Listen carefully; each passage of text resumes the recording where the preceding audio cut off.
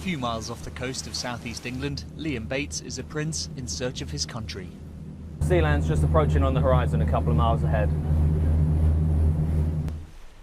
Liam's principality is called Sealand, and today he's paying a royal visit. First though, he'll have to get aboard. Hello. It's not an easy process. The platform started life as a World War II gun emplacement, but things got a lot more colourful in the 1960s, when it was taken over by former British Army Major Roy Bates. A pirate radio enthusiast who disliked authority, he declared Sealand an independent nation, as in those days it was just outside British waters. This is where we are. Head of Homeland Security Mike Barrington remembers those early years. We had a generator that wouldn't run half the time, and then you get it running and then the other one would break down, and it was a constant fight just to have a few lights on, and then you get stuck out here for 3 or 4 weeks and run out of diesel. It was very basic. The anti-aircraft guns are now long gone, but the defiant spirit remains.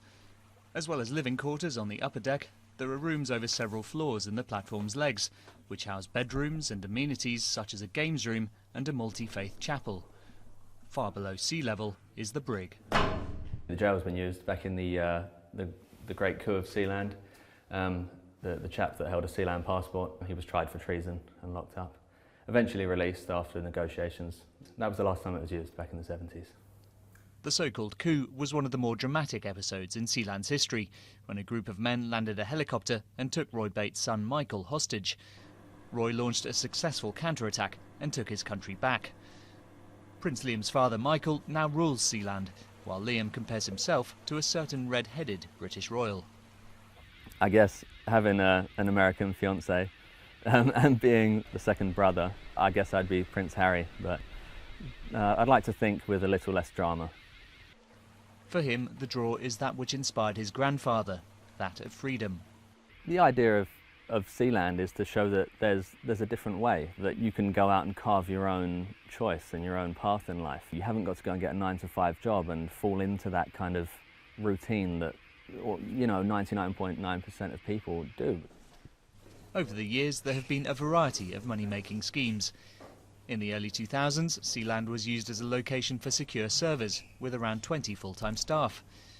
The main business is now the online sale of titles, with a knighthood available for under €40.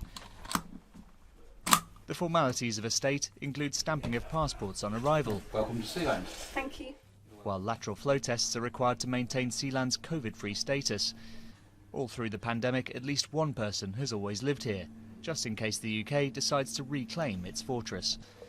Britain has never recognised its independence, and its position in international law is debatable. I think they like to pretend we don't exist and just hope that one day we pack up and leave, which of course is never going to happen.